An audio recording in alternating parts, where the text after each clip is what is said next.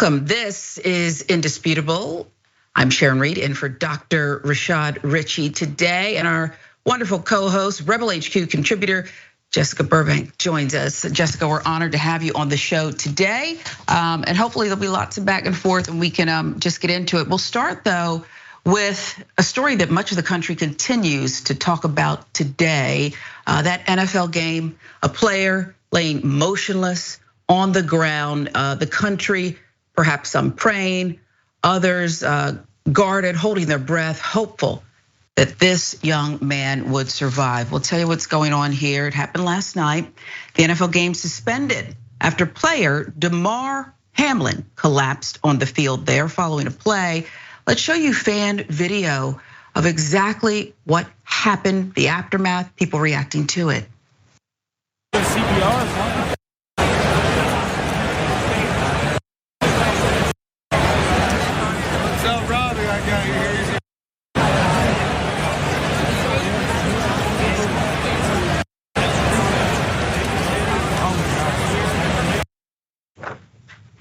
Now here's what else you need to know. Hamlin received CPR right on the field. It went on for several minutes. He was placed eventually on a stretcher, eventually into an ambulance.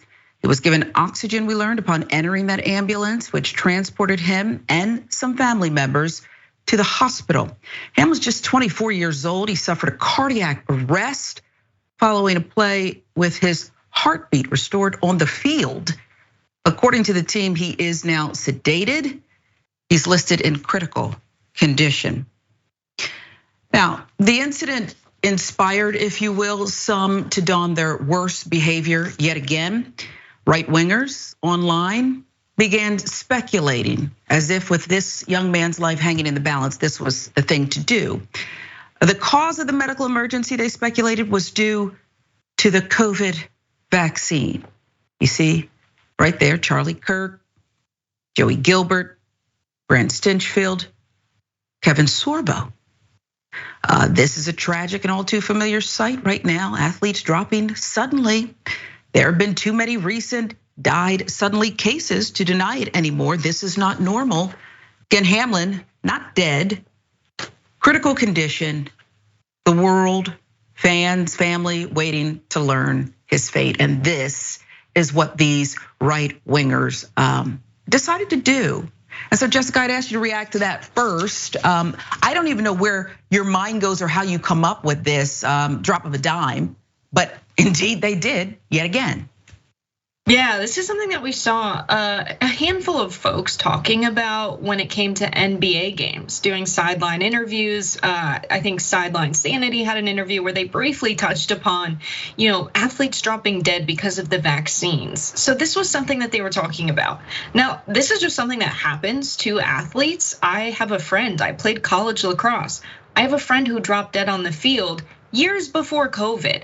This is something that happens. And in the NFL, when you're sustaining substantive injuries, people tackling you to the ground, hitting you in the chest, you falling to the ground, getting the wind knocked out of you, this is something that can happen.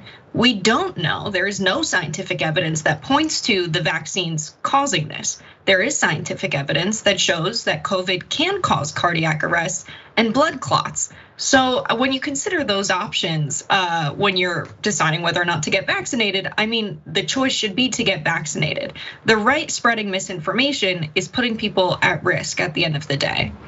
Yeah, and I think you put it very intelligently, very succinctly. None of the people who tweeted this nonsense is a doctor, I don't believe. Could be wrong, correct me if I'm wrong. But that was not really even their purpose. They just wanted to get out misinformation and muddy the waters. Again, a 24-year-old young man, his family in the stands accompanying him in an ambulance, not knowing his fate.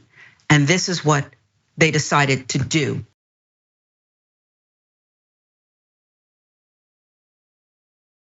Also, while his fate was hanging in the balance, you had FS1 host Skip Bayless, who, if you're a sports fan, a lot of people know his work, a lot of people know his record. He strives to be opinionated and controversial somewhat. So here's what Skip was up to. He had, a different tasteless take on the matter, implying the game should not rather have been stopped. So again, this young man collapses. The players understandably freaking out. Some of them immediately start praying, crying, everybody holding their breath. So Skip says, hey, no doubt the NFL is considering postponing the rest of this game, but how? This late in the season? A game of this magnitude is crucial to the regular season outcome, which suddenly seems so irrelevant. Really, Skip? Okay. Immediately there's backlash for that. And Skip Bayless did sort of kind of try to moonwalk it back. So then he throws up this tweet, let's put it up there. Nothing, he says, is more important than the young man's health. Well, not long before this, it was not that important to you, Skip. That was the point of my last tweet. I'm sorry if that was misunderstood, but his health is all that matters. Again, everything else is irrelevant. I prayed for him and will continue to. I mean, if this is how you pray, I don't know. I don't know what more we need from you, Skip. Bayless did not acknowledge the tweet at the beginning of Tuesday's Undisputed, that's his hit show. He appeared emotional though about the incident. His co-host though, Shannon Sharp, did not appear on the show. Some online now speculating it was in protest to Bayless's comment. Okay, and I'll ask you to react again, Jessica, because sure, and this time of year, right? Because you got the run up to the Super Bowl, the playoffs, everything is on the line here. Shouldn't it be instant though that you move beyond sports and into, I don't know, the human arena when something like this is going down? How can they postpone the game? How will they make it up? It's so late in the season. There's really no way, in my view, of getting around it. Perhaps you have a different take. Yeah, I mean, the dynamics here are quite troubling, and there's a racial component as well. I mean, when you have sports like the NFL and NBA, when you have players that are majority black, majority people of color, doing the hard labor, putting their bodies on the line for the entertainment of others, and so that the owners who are majority white can make a profit. I mean, there's clear racial components to this.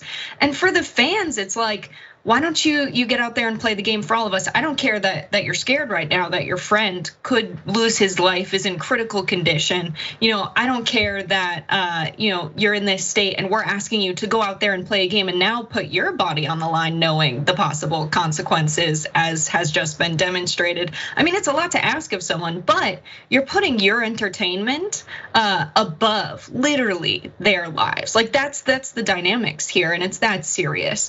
And if you're the NFL, or if you're ESPN or a streaming network, it's so obvious that the motive there is profit, so that they can continue to get their viewers, their advertisers can continue to advertise on the game stream, so that all of the sponsorships, get their money from the game. There's so many dollars on the line, and that is so clearly the priority, especially when you see the replay of what happened, of him collapsing on the field from every possible angle. And when we cover the story, we have to use a fan video because there's so much copyright protections on that stream. It's so obvious that the game has been adapted in every possible way to make it as profitable as possible. And now I think it's time for them to make it as safe as possible for the players as well. Yeah, I think you're spot on. And there seems to be a lot of collusion. I was monitoring things this morning and I noticed there was a lot of comment from some of the regulars, some of the famed NFL reporters. And of course you can't be that unless you're kind of sharing a bed with the NFL because they won't allow it. They'll run you out of there, okay? They'll run you out of there. And they seem to all be quick to say, hey, my reporting, the NFL at no time discussed continuing with this game. My reporting shows the NFL played it just right. Since when has the NFL played it just right? Really? Okay. And you make a strong point too about the racial component. And I'll say this, all these other players on the field, you're right. It's like shut up and dribble, or in this case, shut up and play football. Do you think they want to go on? They don't even know what happened here. They don't know if their teammate, their friend, their colleague is going to survive. But no matter that, Skip, no matter. Not everyone embodied trash box behavior during this critical moment. There were plenty of people, while Hamlin is still hospitalized, who said, what can we do to help? And they decided to donate. And they did it again and again and again, millions to his toy drive, the Chasing M's Foundation Community Toy Drive. It's up to an incredible, okay, His goal was 2,500. You see it there. It's up to an incredible $4,105,560. Okay, like we said, not everybody wants to be trashy. Some people say, you know what, I feel helpless. I am wanting this young man to survive desperately, be whole again, his family to be okay. What can I do? Okay, I'll donate. I'll do something, I'll donate. That's what they did.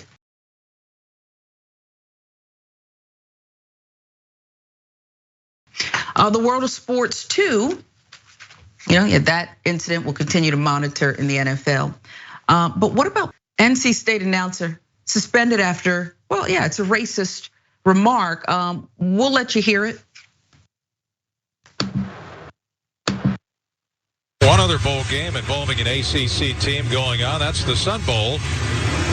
And amongst all the illegal aliens down in El Paso, it's UCLA 14 and Pittsburgh 6. That's with 11:15 to go in the second quarter.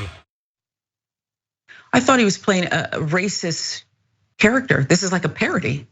This man actually said it. I'll tell you his name. NC State radio broadcaster Gary Hahn, now suspended indefinitely after making a reference to, quote, illegal aliens in El Paso, Texas. People still use that term. He was announcing an out-of-town score during the Wolfpack's loss to Maryland in the Duke's Mayo Bowl on Friday. I still want to know, is this real? Hahn is an employee of Learfield Communications, NC State broadcast rights holder, was disciplined by the company. NC State athletic director Boo Corrigan deferred comment to Learfield. Radioactive, didn't want to touch it. Wolfpack Sports Proprieties General Manager Kyle Winchester said in a statement relayed by the school, quote, Learfield has suspended Wolfpack Sports Network play-by-play announcer Gary Hahn from his agreement indefinitely, following comments made during today's Duke's Mayo Bowl radio broadcast. While giving the score of Sun Bowl on Friday, Hahn said, quote, down among all the illegal aliens in El Paso is UCLA 14, Pittsburgh 6. Sun Bowl canceled its annual Fan Fest last week because the city's convention center is being used to house migrants awaiting immigration decisions, making El Paso a hot button topic for political commentary. That from the News and Observer. Hahn, the North Carolina Sportscaster of the Year in 2011 and 2020, been the voice of NC State football, men's basketball since 1991.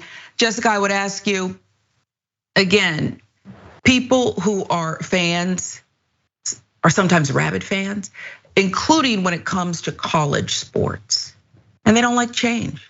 And they want things to go on forever and ever and ever.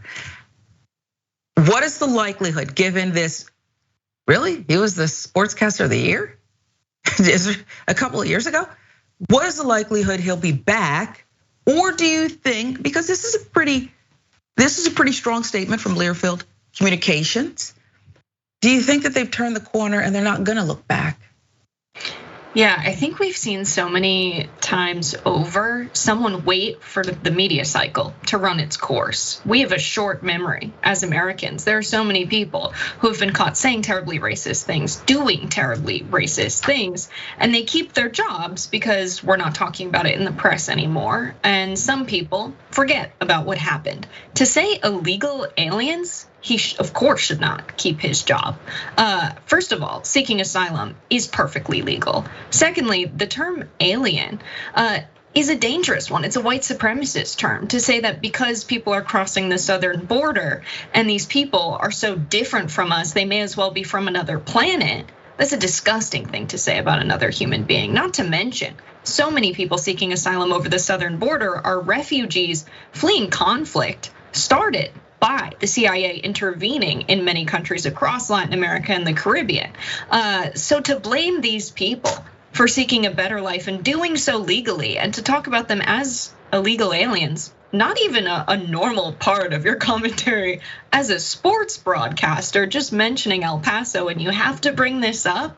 There are so many things going on here. He was clearly making a political statement, and it was a bad one. Yeah, and there's just something about him, and I hope we can put the picture back up again, because I think you make a strong point yet again. This is not his first rodeo. He went out of his way to be a bigot, to be racist, ignorant. He went out of his way because this is actually not a mistake. It's who he is. And I'll make another point because I think when you're on the air as long as Mr. Hahn has been, and you've been crowned Sportscaster of the Year, what do you have to do to get that, by the way? I mean, how many people do you have to be, offend and be controversial to get that twice, including during the pandemic? But I think in his case, you become full of yourself and you forget that it's a privilege, not a right, to speak to people. That you don't own the airwaves, by the way, neither do the colleges and selling all these rights. They don't belong to you. So it does seem to me that he's quite pompous, as you said, to go out of his way to make this political, racist, bigoted, ignorant statement when hey buddy, why don't you shut up and dribble? Why don't you just stick to the game? Yes? Yes, 1,000%. It's that part. Can you put it up one more time, Jordan, please, the picture? Again, I had to ask the team, is this parody? Is this some movie about, a racist who calls the game and then gets beat up and, turns over a new leaf? Normally that's like something that kind of leads into the holiday, the Christmas season, like the Grinch. And then I forget how the story goes, but I think people visit this person and they kind of say, listen, this is, or was that what holiday am I thinking of? Or what holiday movie am I thinking of? Where they visit him and he turns over a new leaf. Jessica, maybe you can help me. I don't know. But I really thought that this can't be a real person in 2023. But it is. It is. I'll know. It's the one with Tiny Tim. And even that, all the connotations, okay, related to that one. That's a whole nother segment. Much more indisputable. Boy, I know you want Dr. Richey back. I assure you he'll be back soon. Okay, but for today, it's me and the lovely Jessica Burbank, Rebel HQ contributor. I'm Sharon Reed, and for Dr. Rashad Richey, more indisputable when we come right back.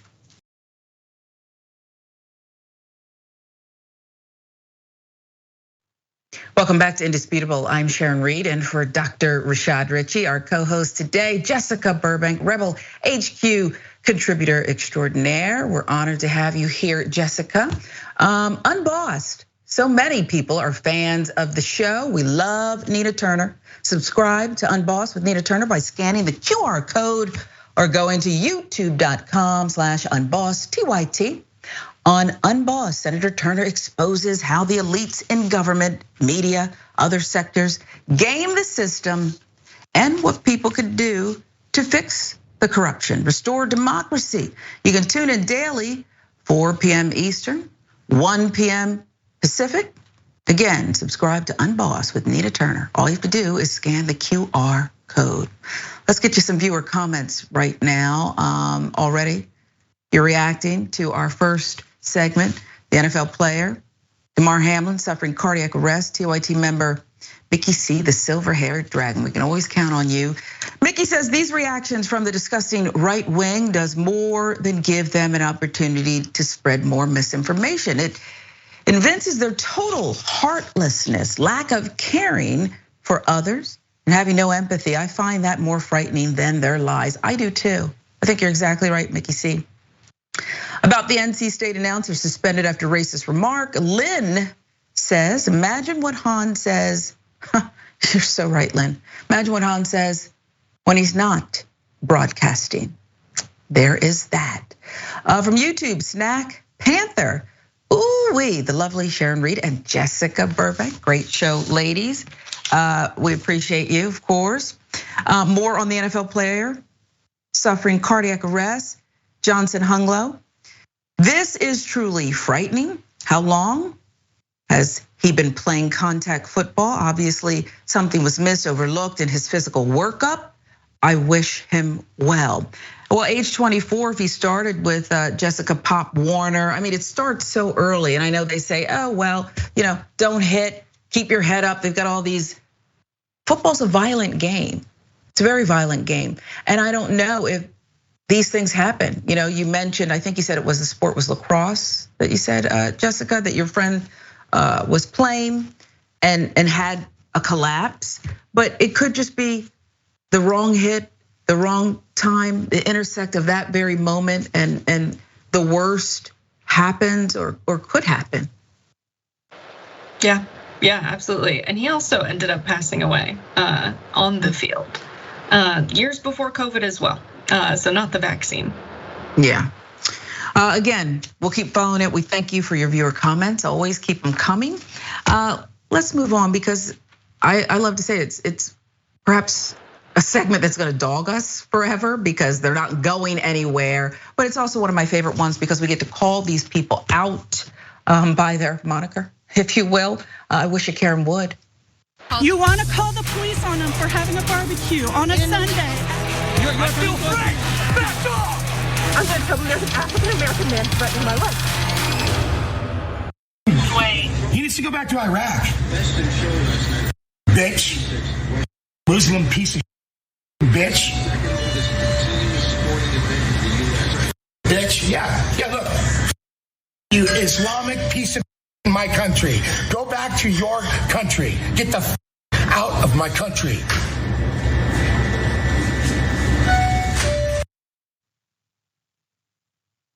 And there you go, another example, right? TikToker, that Dinesh guy confirming the identity of this male Karen. He is a one-armed surfer. And listen, he's proud of it. One-armed surfer gained some notoriety in the past for what he can do physically. Now we know he can do something else, like tell people off, okay? But again, that Dinesh guy has outed him, James Pellegrin, okay? We hear Jessica often with these Karens, in this case a male Karen, referring to it as my country, mine, mine, mine.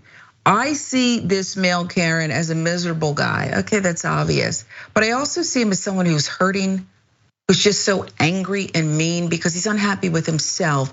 And the one thing he can point to is the lie that this country belongs to and was perhaps founded by people who look like him. Yeah, absolutely. I think the my country thing just doesn't hit right. It's like, my people came here on ships with guns and stole this land and brutalized people and built this country for people like me and people who look like me. And I'm going to assume you're from the only Middle Eastern country I can name, Iraq. And I can name that country because it's a country we've recently invaded with our imperial colonial power that we're continuing to use into the 2000s. I mean, there's just so much in this. And the fact that he clings to this identity as a white male, it's because we live in a society run by racist, patriarchal capitalism. And he gets all of his value from the power he has in a society like this.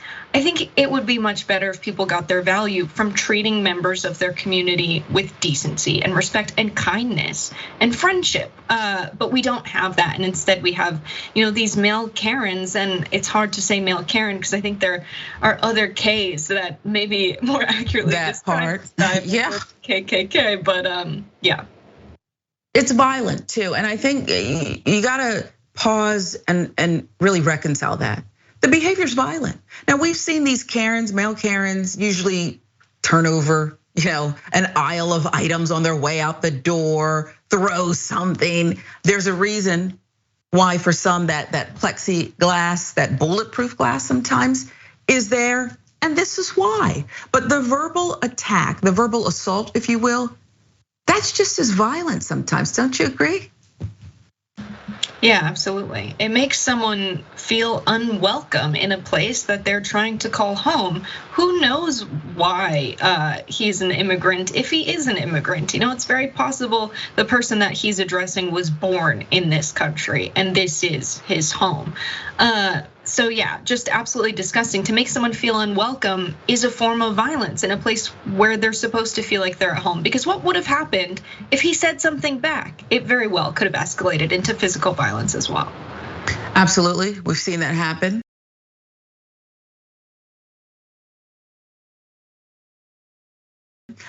So the term Karen, initially when it first became popular, when it first won out over others. Remember Becky, I thought Becky might win at some point. But no, Karen is universally accepted as a rude, racist person. Okay, there she is, the bird watcher. Remember her? Okay, get back.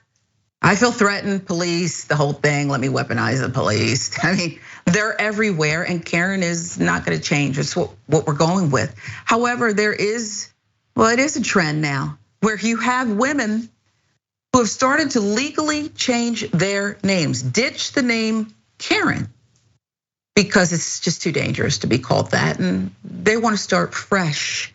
They don't believe they are the embodiment of that, and so they are taking measures to change their name. Karen Taylor says she is changing her name because of its misuse. Here are her grievances. Let's put those up. As someone named Karen, when you go home and turn on the TV or go on the internet, you're as likely as not to see your name being misused. Karen Taylor, a 56-year-old small business owner, told the Post, "You walk around with a tag that says racist." Okay, that's from the Post. Karen has constantly seen her name dragged through the mud since mocking Karen memes went viral in 2020. While vacationing in Florida, she spotted a "No Karens" sign at a bar and once canceled her order at a local coffee shop that sold "No Karen" stickers. That's how offended she is. By May of 2020, she'd finally had enough and started going by a new name. And now she's in the process of legally changing her name and officially leaving Karen behind. "It took me a couple of sleepless weeks to decide I had to change my name," she said. "Karen is a great name. Being forced to give up your name, the first thing your parents gave you, is a big deal." Taylor's parents are both deceased, but she thinks her name change is something they would have approved. They would have approved of this, she thinks, as Jewish Americans with a family history of changing names to avoid discrimination. "Some parents are crushed, but I tend to think of it as something my parents would have understood." On Facebook, women named Karen have created anti-bullying groups to support one another with memes like this. "Hey Karen, you know what? You're pretty awesome." This inspirational message. Let's give you some of the history on how Karen became synonymous with a stereotypical rude and racist female. Until just a couple of years ago, Karen was, well, an innocuous name derived from a Greek word meaning pure. That is rich. And one so popular that it was given to nearly 2% of girls born in the mid-1950s. But things changed in 2005 when comedian Dane Cook took a shot in a stand-up routine declaring every group has a Karen, and she is always a bag of that part. The joke took off on Reddit, made inroads in the Black community as a catch-all moniker for problematic white women. Unfortunately, the popularity of the name Karen has only grown because of the many females who feel entitled to belittle others. Entrepreneurs have caught on, they've capitalized on it by creating Karen diners across the globe where the waitresses are unpleasant. So I would say this, all right, ask you this, Jessica, the Facebook groups, I'd like to start there. These women who are so offended and need this reinforcement, this positive energy, and those who say, you know what, we're gonna change our name. My first thought was, well, at least they're able to do that, to change their name and then change their circumstance. How ironic. Yeah, that's exactly right. Some people cannot go in public without being racially profiled and harassed, have the police called on them, maybe be arrested and detained and lose their freedom, or at worst, murdered by the police. These people just have to change their names. You can't change the color of your skin. And it's very telling that the decision they made when it came to these Facebook groups was not, hey, it seems that we need some education about systems of oppression and the racial history of the United States within the community of white women. That was not their approach. They weren't like, hey, there are some members of our community that are not acting right. Instead, they're like, you know what, you're fine and valid as you are, nothing fundamentally needs to change. That's very telling that they're not acknowledging the actual root of the problem. Yeah, why not wear it? Why not wear it and everything that comes with it? Like so many Black and brown people, so many others have to do. Why not just own it? You know, is the term Karen rude? Sure. And Karens are rude. Why not own the term lock, stock, barrel, the whole thing, and maybe place yourself in somebody else's shoes? It still wouldn't be deep enough. Okay, the shoe still wouldn't fit. But it does occur to me that there are some who say you should feel sorry for these people who perhaps have not been caught on cell phone recordings doing some of these deeds. But it seems to me those who are entitled enough to make a Facebook group like this, Jessica, I would guess they've had at least a few Karen moments. Yeah, there's some kind of guilt behind why do we need to defend ourselves, right? Instead of doing something to make the world a better place, to say, you know what, I'm going to be a good Karen instead. They accept to some extent by making this group and going on the defensive that they are the type of people that fit what we usually associate with the name Karen. And it's been misunderstood so many times. Like, there are definitely still some people that will harass others in public. We covered this on Indisputable. There was a Karen that was called a Karen during an interaction. And she said, you know what, I do care. Saying she cared about her neighborhood. And that's why she was being labeled a Karen. Wow.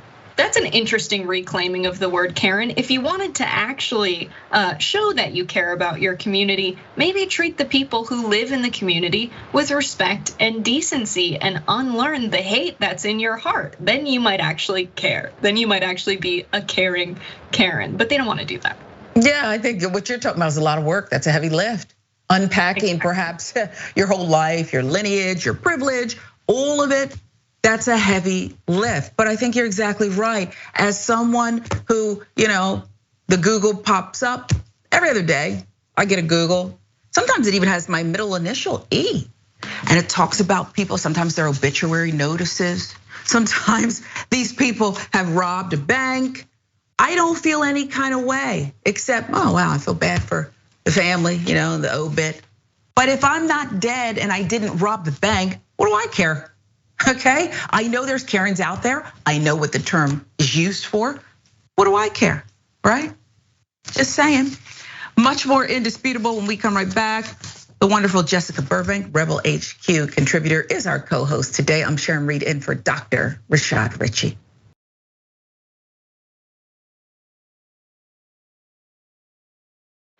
Welcome back to Indisputable. I'm Sharon Reed in for Dr. Rashad Richey. Jessica Burbank, Rebel HQ contributor, is our co-host today. When you sign up for an annual membership, well, you get to spin the wheel to win limited time perks for TYT. One of those prizes is a Canvas 2024 tee. You can check it out. Sign up at tyt.com/spin or scan the QR code to get started. It's that easy. Again, just sign up for an annual membership, spin the wheel, and you win those limited time perks from TYT. When we say members make TYT possible, it is not hyperbole. We can't do this thing without you and your opinions. They matter to us. More viewer comments now. TYT members, Cray Cray Souffle, commenting on the male Karen who harassed the gas station worker. OMG, Cole Marvel, it's the Mr. Clean Karen mean thing. Well said. I don't even think Marvel wants to touch that. Who wants to see that on repeat? Okay, but I agree with you, Cray Cray. Lynn, I might be more upset. This is about Karens legally changing their names. They're fed up with being targeted and singled out and profiled. Lynn says, I might be more upset if my name was Marjorie or Lauren. I agree, okay, I agree. YouTube now, David Morris says about that male Karen at the gas station owner was harassed by the cameras, very unkind to right wingers. Perhaps could be bad lighting in there, but he was awful sweaty, foaming at the mouth, and saying vile things. So that's ugly in and of itself. But yes, not ready for picture day, David. B. Teeling says, we need to realize that it's not our country or planet. It's not a lease option to buy. We are caretakers who are failing.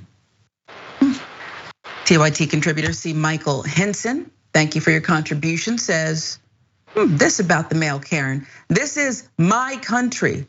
while thinking in his head, my country that we stole from people that were already here. That part.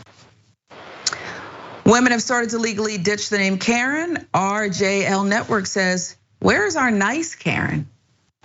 People are asking the question. And finally, Capri Chick, Cancer Moon says, my name is Karen, and I won't be changing my name. I've had it for 55 years, and it's too late now, LOL.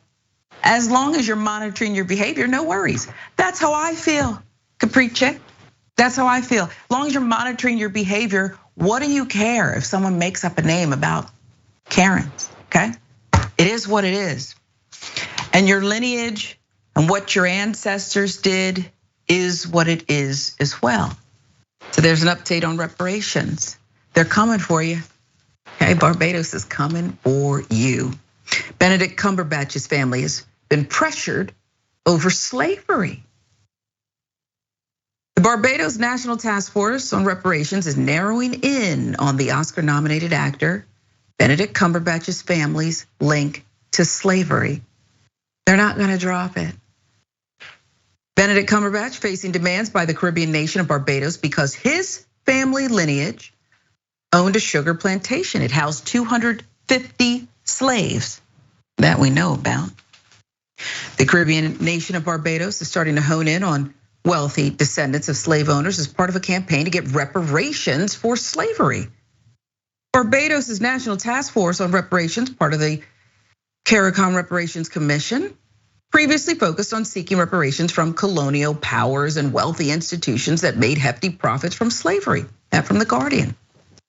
Well, that has changed. It is now singling out specific families. You can't escape this. They're calling you out by name. David Denny, a leading campaigner for reparations and the General Secretary of the Caribbean Movement for Peace and Integration, told The Telegraph, any descendants of white plantation owners who have benefited from the slave trade should be asked to pay reparations, including the Cumberbatch family. So let's talk a little bit about their family history. Cumberbatch's ancestor, Abraham Cumberbatch, bought the Cleland plantation in the 18th century. And according to The Telegraph, it housed some 250 slaves until slavery was abolished in 1834. There was probably some carryover. Everybody didn't get the message. Everybody didn't get the message. Per the Daily Mail, the Cumberbatch family made a fortune from the plantation. After slavery was abolished, the family received a payment, 6,000 pounds from the British government, a sum worth about $1 million in today's money. According to the Daily Mail, Cumberbatch's mother warned him, don't use the family name professionally because you're gonna get called out. The actor has spoken publicly about his family's slave owning history. He told The Telegraph in 2018, we have our past. You don't have to look far to see the slave owning past. We were part of the whole sugar industry, which is a shocker. Well, it wasn't a shocker to you. You've known about it since you were a child, your family. The Cumberbatch name, it was a proud name, a rich name. But now Barbados is coming for you by name, okay? Cumberbatch previously portrayed a slave owner in the Oscar-winning 2013 movie, 12 Years a Slave. He also portrayed William Pitt, the younger, in the 2006 movie Amazing Grace, about the battle to abolish slavery in Great Britain. According to the Daily Mail, Cumberbatch viewed the role in Amazing Grace as a, quote, sort of apology for his family's role in the slave trade.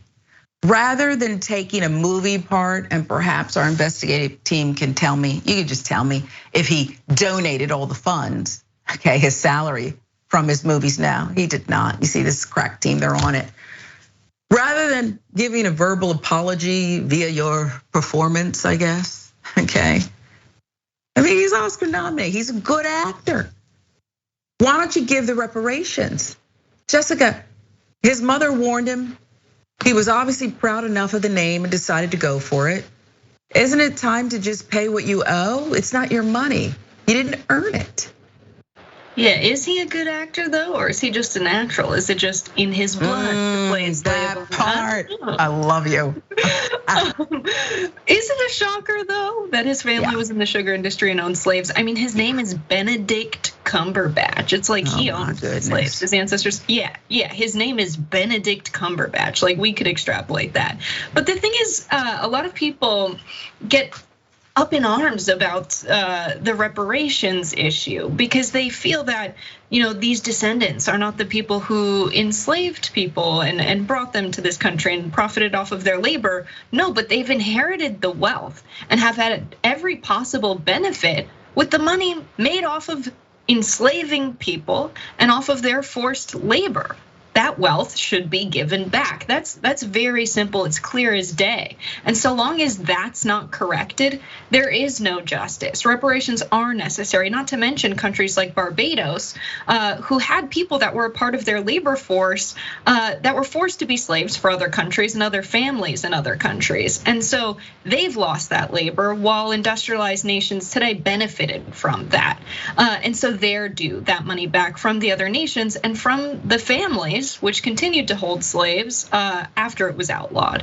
The fact that the Cumberbatch family was paid by the British government, but there are no reparations given, tells you everything you need to know about how far we've come since the era of chattel slavery. And it's not very far so long as reparations are not given.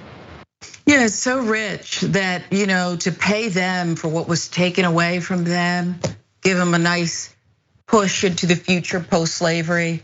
They got all that money, $1 million in today's money, and he's silent. Other than that performance, as you pointed out, perhaps was based more and rooted in reality than any script from a writer's room. I think you're exactly right.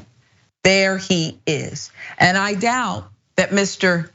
Cumberbatch, Benedict Cumberbatch, it probably is an old family name, Benedict, Cumberbatch. They're so rich. I doubt that he struggled at all.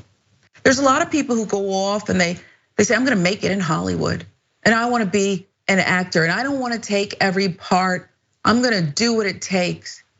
He didn't go work in any sugar fields. He went and he's now a celebrated Oscar Award nominated actor. What did he sacrifice? And why won't you talk about reparations? You didn't take your mother's advice, which was hide the ball. Don't announce yourself. Be careful. So now you need to own it. You need to show yourself fully. And I think everywhere he goes, he should be asked for the money. I think if he walks to Barbados's version of a Starbucks, I think any native Barbados person, man, woman, child, should say, hey, mine's on him. Charge it to his account. What's it gonna take for people like Benedict Cumberbatch, Jessica, to, I don't know, a light bulb to go off and say, you know what, maybe I could at least get back half, do something. Yeah, if there's one thing we know, it's that the Frederick Douglass quote is unfortunately true, that power concedes nothing without a demand, never has, never will. And I don't think these people will give up any portion of their wealth for reparations unless they are required to by law, or so much pressure is put on them and they're made so uncomfortable. And it's also a privilege that we have the documentation to trace back their family lineage to find out who was the owner of slaves. Because people who are the descendants of slaves don't have the luxury of knowing who their ancestors are or where they come from. And so we should absolutely use the documentation that we have to figure out who is responsible for this and tax the wealth back from them and reinvest in communities of color and give it back directly to people who are the descendants of slaves. It's a clear process that is very possible. And the only reason we haven't had governments attempt reparations is because we still have white people with all of the wealth who are the descendants of slaves using that wealth to influence politics in the United States and all across the world. Yeah, it's part of the reason why, no matter how you felt about the royal family, Queen Elizabeth passed away not that long ago. Not everyone is celebrating members of the media with the same narrative, ignoring Black and brown people who were raped and pillaged across the globe for how many hundreds of years. That's not their story. Maybe your story is not their story. It's not insensitive, okay? It's not their story. Horrible things happen. Can we at least talk about the truth?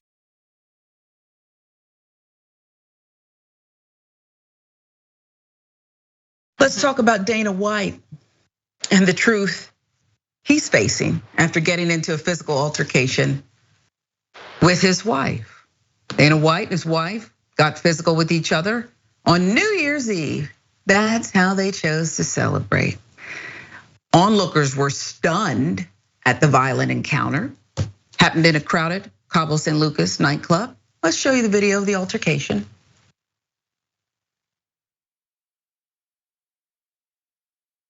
Personal del antro, a todos mis compañeros del antro, feliz año nuevo.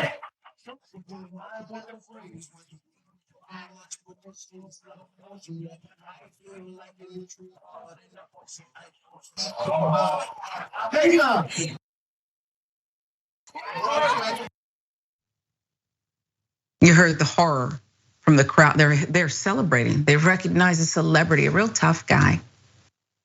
Sure, she hit him first.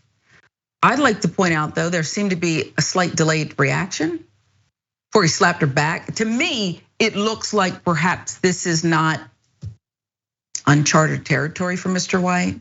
Maybe it is, maybe it isn't. I don't know, okay? UFC president Dana White and Annie White, there they are in happier times. They've been married for 26 years, celebrating Saturday night with friends. Things took a turn shortly after they all welcomed in 2023 at midnight. Surely they wished the altercation would have happened last year. Instead, they're gonna be facing this, and this is how they're gonna have to mark 2023. According to eyewitnesses in the club, Dana and Ann both seemed heavily intoxicated prior to the violence, and the video seems to bear that out because things went from 0 to 100 in an instant, seemingly for no reason. Further, we're told the conflict was all over in less than a minute. That from TMZ. We'll get to them. Dana spoke with TMZ directly about the incident. He's a friend of TMZ, you can tell. He admits he and Ann had been drinking heavily, but quickly adds that's no excuse for him getting physical. He told TMZ Sports, "You've heard me say for years, there's never, ever an excuse for a guy to put his hands on a woman, and now here I am on TMZ talking about it."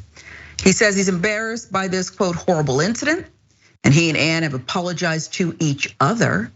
He says they're good, but their biggest concern now is for their 3 kids with whom they've already discussed the fight. Dana and I have been married for almost 30 years.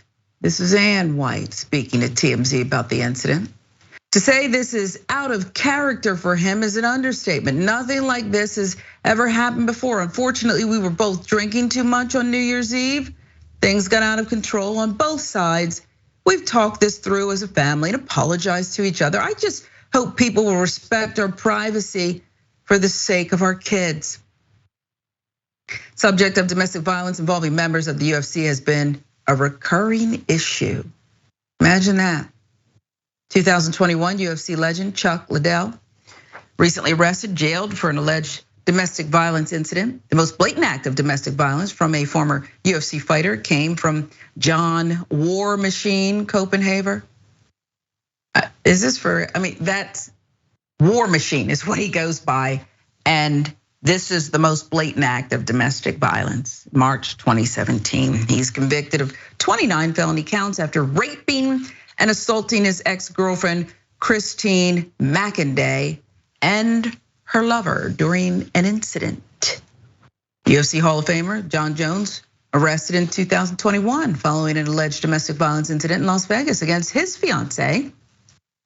Jones claims he never struck his fiance, Jessie Moses, although the police report from the incident states that she was bloodied and scared to even talk about Jonathan.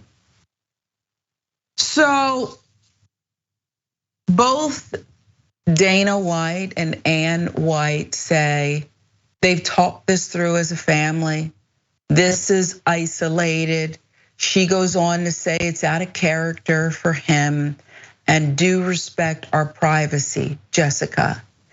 It strikes me that what Dana White did here was get out in front of it with friendly media who didn't rake him over the coals like they would some other people. I've seen them do it with certain NFL players. Okay, I've seen them do it. But this is a friend. Let me help you, Dana. And then the wife who, if you really think about it, the statement's all about protecting her husband. She doesn't really say much about herself. Hey, he's never done this, blah, blah, blah. I don't know how to feel about her because I do think that when people are in certain circumstances, and I don't know what's going on in their marriage for it to escalate like that, and for an insider to call it went from 0 to 100. It looked like there's a little buildup, like they were arguing, and again, she hit him first, pause, and then this is Dana White. It's not a fair fight, slapping her. What's your take, Jessica? Yeah, we would respect their privacy if this was something that happened in private and they didn't publicly comment on it. And if it wasn't representative of a larger issue in our society, I mean, the predisposition for people who are regularly violent to exhibit violence in the household is very clear. I mean, the stats are there for the UFC, the stats are there for the police. Cops are 15 times more likely to commit domestic abuse than the general population. There's something terrible going on here where it seems the trend follows this direction of women getting more agency in society and then being subject to more violence in the household. I mean, when you're in this role of being the wife to a cop or the wife to someone who is a regular fighter, you understand that what they go and do all day long has to do with violence. I mean, people bringing their work home is a huge problem. But there's also the power dynamic here of women gaining agency and independence in society, and also men at home struggling with their identity and what that means for them. And if that means that they should be dominant over their woman physically when it comes to finances, when it comes to politics, it can get violent. And I think that there needs to be a discussion among men about seeking help when you feel violence towards especially your partner. We also know that the statistics show that women are much more likely to be the subject of violence with intimate partners. I mean, what's going on here is a much bigger issue than just Dana White. Yeah, it certainly is, and it's horrific to watch. It's horrific to think about, and then to prop the children up. Our 3 kids. What else have your children witnessed behind closed doors? What else have they seen with mom and dad? And they know dad's power. And you're absolutely right, because power is not just about his physical strength over her, towering over her. Let Ann White file for divorce tomorrow if that's what she gets the courage to do. And we'll find out just how isolated an incident it is. We'll find out if Dana White tries to destroy her, hold the purse strings over her head, and even perhaps take advantage and seek more custody of the children. I mean, maybe I'm speculating going too far down, but this is a story that's already been written with so many others. So many others. What do you think about the statement involving the children? I think to back the media off. And then if you will, Jessica, comment on the media and TMZ, because it doesn't take much to smell it when media is being friendly to someone and you know they wouldn't treat somebody else like that. Yeah, absolutely. The thing about the kids, to even comment on it suggests that you're on the defensive, right? Please, CPS, don't try and come into this home and see what things are like, or talk to the kids and get a statement from them. To try and say, we're good parents because we've been upfront with them about the fight. I don't know, it doesn't reassure me about anything, because the fight itself happened. And then TMZ, to give them preferential treatment because Dana White is a friend, is just disgusting. To give them the opportunity to comment, and I'm sure that the wife was under tremendous pressure to give a favorable comment for several reasons, because of the financial aspect. If she's financially dependent on her husband, so many women stay in terrible situations because they don't have a lot of other options financially, because it's hard to make it out there on your own, not to mention the kids being involved.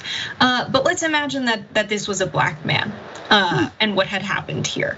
I'm thinking about so many celebrities who have been dragged in the media because something of less severity comes out about something that happened between their relationships. It's just emblematic of the kind of racism in our society, especially in the eyes of the press and the eyes of the media, and how these things play out in the treatment of celebrities. Yeah, I'm pretty disgusted with TMZ's portrayal here and their propaganda campaign that they're complicit in, and maybe even helped him with it. I don't know how close he is with Harvey Levin. Who knows?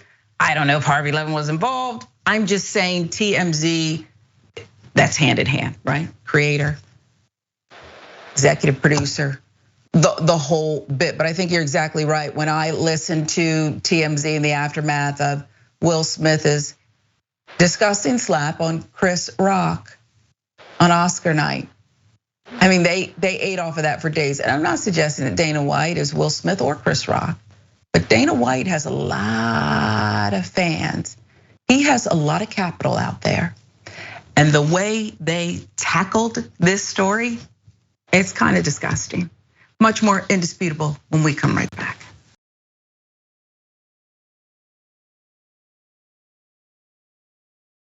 Welcome back to Indisputable. I'm Sharon Reed in for Dr. Rashad Richey. Jessica Burbank is our lovely co-host today, Rebel HQ contributor. And I said it, I love your commentary. I think it's spot on. You're the meat and potatoes of each and every topic. So just, I love having you. I hope I get to come back. You'll definitely be back, but as I said, buckle up, you never know. Okay, I could be canned tonight.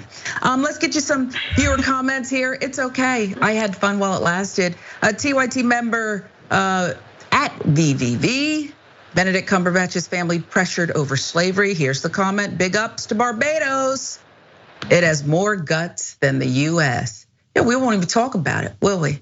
You're not even allowed to talk about it because it makes some people feel uncomfortable. So I don't want to talk about it, okay? About Dana White and his wife getting into that physical fight there. Benedict, well, let's go with this from YouTube. More on Benedict Cumberbatch's family pressured over slavery, Northside Yanks. Whew. That should happen here to some of the old Southern states' plantation families before and during the Confederacy. I live in Georgia, okay? You let that happen here. And heck, if some of them have to sell, it's a fire sale. I love to buy real estate. If I can get some pennies together, I'll buy it. Turn it into something healthy and good. Try to rewrite history that way, okay? That's what you want to do. David Morris says, Cumberbatch, who played Sherlock Holmes, once aided a man being picked on, robbed by teens. It was just around the corner from Baker Street. Okay.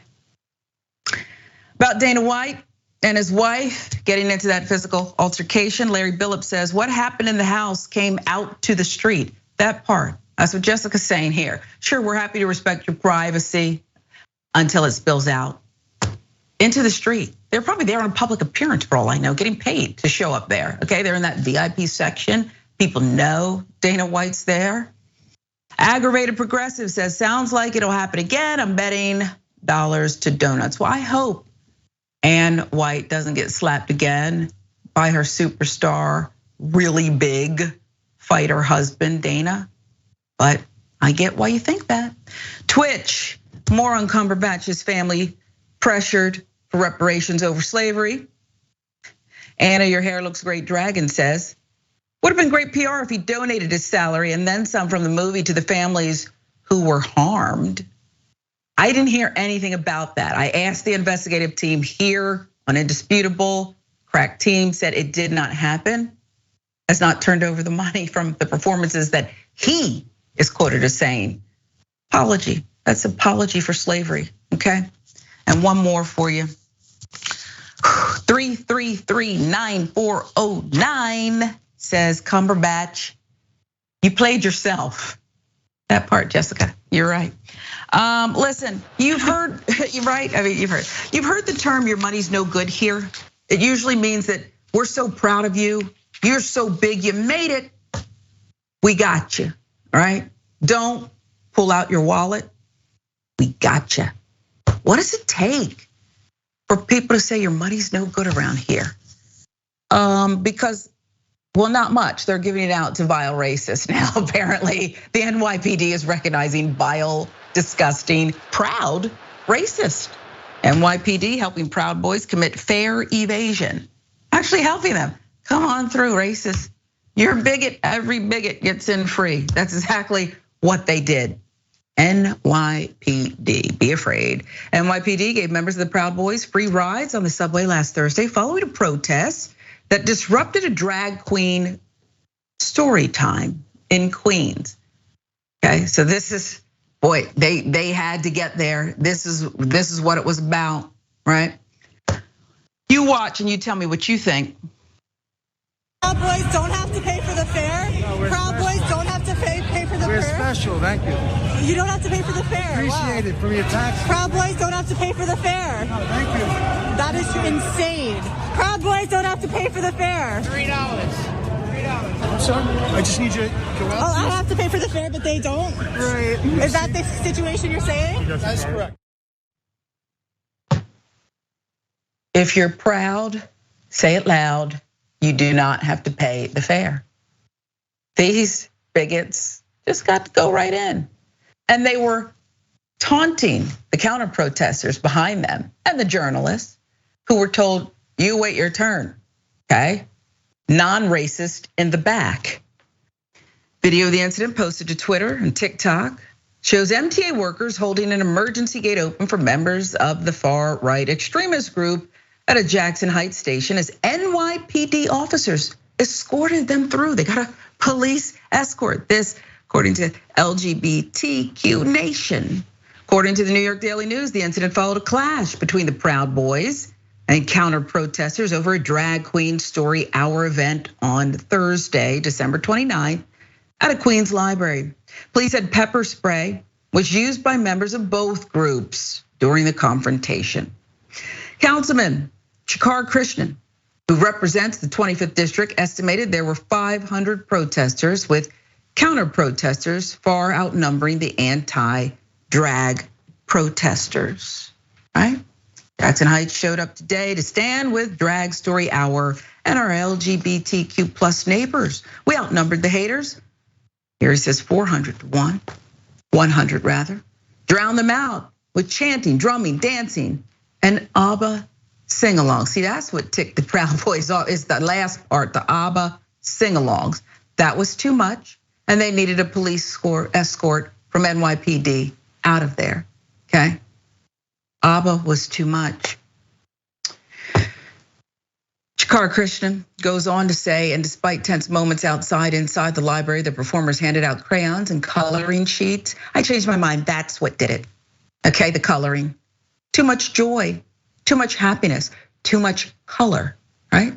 To a packed room of parents and kids before their reading. They all enjoyed a fun, calm hour together in our safe, welcoming library. This is Queens. Here's a statement from NYPD released this week on Monday. To de-escalate the situation and prevent further violence, a decision was made to escort one group to the Jackson Heights subway station to remove the group from the area. Due to the urgency and rapidly evolving situation, a determination was made to place the group on the subway and remove them from the area before the situation could escalate further. They had to save the racist, and they didn't have much time. Everybody knows the Proud Boys can't take care of themselves. They're the victims, and so the police had to protect them. Spokesperson also said one person, 32-year-old John Curry of Grand Central Parkway, Queens, New York, was arrested in connection with Thursday's protest. The NYPD also received 2 arson complaints in which an unidentified individual allegedly poured a substance on 2 unoccupied vehicles and set them on fire. Those cases are still under investigation, the spokesperson said. You might want to check the Proud Boys for lighter fluid, okay? But you escorted them through and said, you don't have to pay, just come on, get out of here quick. Councilwoman Sandy Nurse, who represents Brooklyn's 37th district, retweeted the video on Monday, tweeting, "We pay 10 million every month to pay about 120 private security guards to stand by and prevent fare evasion. I guess it's cool for homophobic white men who participated in a violent attempted coup against the nation to evade fares." Well, yes, Councilwoman, you're exactly right. It is cool. NYPD thinks that is very cool, okay? So they said, come on through. And basically told the other people who had to pay to kind of just shut up and wait. Nurse added, whether it's a de-escalation technique or not, it's still symbolic. It doesn't seem right. It doesn't seem like our priorities are in place. Well, Councilwoman Nurse, the priorities are not in place. The priorities are protecting racists and allowing them to evade the fare. New York State Senator Jessica Ramos also tweeted, echoing similar sentiments, just spoke to the precinct. They said they had to escort the Proud Boys because they were picking fights with people on the street like vendors as well as reporters. Still, this wouldn't look so hypocritical if NYPD would stop arresting people of color over a $2.75 fare. Jessica, I'll stop there and let you put in your 2 cents. And then apparently NYPD was happy to add the other $2.73, okay? What on earth? Yeah, what on earth is absolutely right. I mean, it wouldn't look hypocritical, not only if they were arresting folks for evading the fare, but just if someone is black and is disturbing the peace and suspected to be violent, picking fights with journalists, you detain them, they end up in jail and could go to Rikers in New York. But if they're white, you give them an escort. That's the hypocrisy really there. If someone is black, the instinct is that they're up to worse things. Your instinct is conspiracy theories. If they're white, you make excuses for them and give them preferential treatment. Why don't they have Metro cards? Like, why can't they just pay the fare and go through the subway? You could escort them and still make them pay the fare. Is it that they're not from New York City, so they don't pay the taxes to subsidize the subway system and help pay the fare? That's exactly right. But a single mother who lives in New York and pays taxes in New York would still have to pay the fare and could be arrested if she does not. I mean, the hypocrisy here is on full display. Hypocrisy is something they love. Before we move on to the next story, I should button it with this. Because again, the NYPD says they had to make a tactical response, Jessica. And you, myself, we've never been police officers. We've never faced this kind of danger. They had to do what they had to do, except there's more. One individual present allegedly caught the NYPD also pushing and trampling counter protesters, some of which included kids. So there's that. You gotta pick your battles, and apparently the battle was against the non-racists that day, that part.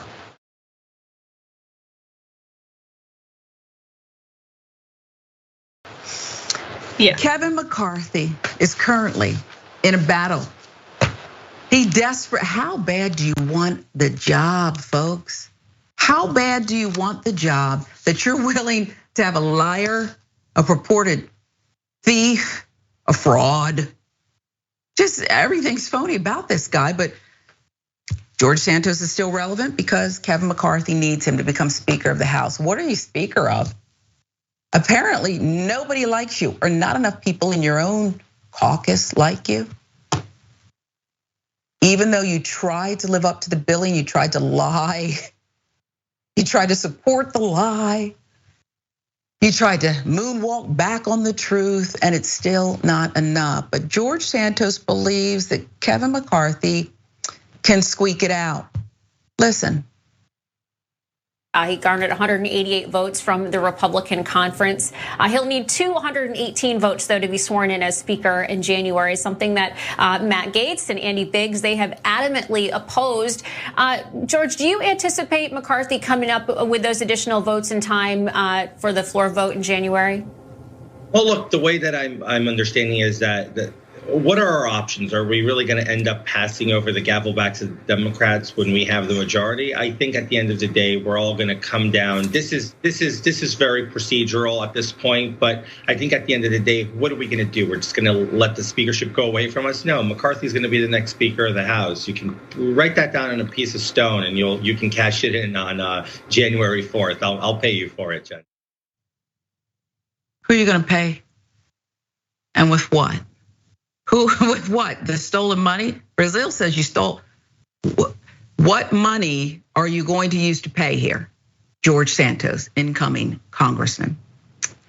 Santos will be taking his seat under active criminal investigations. It's plural, investigations. An older case has resurfaced. Let's tell you a little bit about it.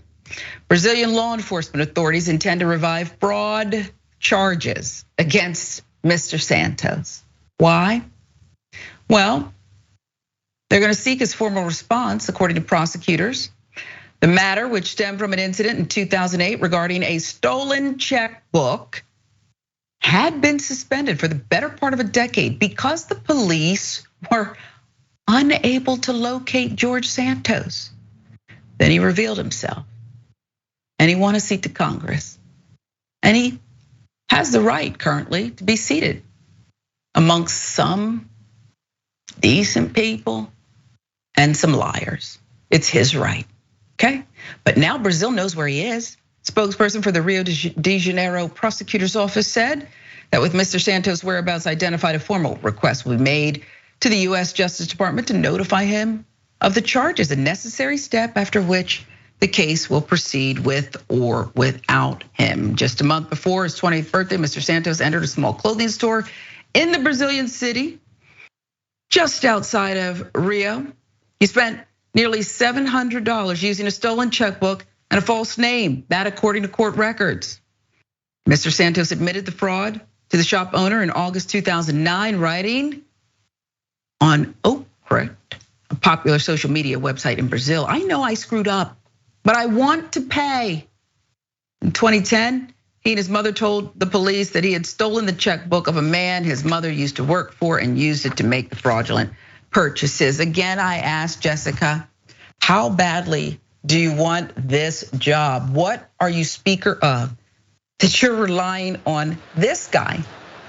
What did he buy with the $700? And why, if you ran away from these charges, just some of them, would you reemerge built on this lie? Yeah, I mean, there's some wins and losses with US-Brazil relations right now. We've got George Santos in the US House, and we've got Jair Bolsonaro in a KFC in Miami right now. So wins and losses, but if you're Kevin McCarthy and you're the Republican Party, Kevin McCarthy obviously has one interest, and it's power and money. And he wants power so that he can get more money. He doesn't want power to use it for benevolent purposes. We know that he's going to do the bidding of US-based multinational corporations, take their lobbying money and make himself rich off of investing in stock as well, in a similar fashion that our last Speaker of the House, Nancy Pelosi, did. We know why he's playing the game. And the fact that he's willing to let people like George Santos hold a seat, and they were willing to let someone like Herschel Walker hold a seat. It's obvious that the Republican Party will take anyone they can get so that they can stay in power and line their pockets. Yeah, and I don't even know if they know what power looks like. We're running out of time, Jessica, but we can give you this late breaking news as McCarthy has failed to win the House speakership on the second ballot. Boebert, in her squeaky voice, actually said, I vote for Jim Jordan out of Ohio, okay? That Jim Jordan. Jessica, quickly tell us where folks can find you. Yep, TikTok, Twitter, and here on TYT. All right, well, we love you. Love having you. And I've enjoyed my time here on Indisputable. See you tomorrow. I'm Sharon Reed in for Dr. Rashad Richey. Thanks for joining us.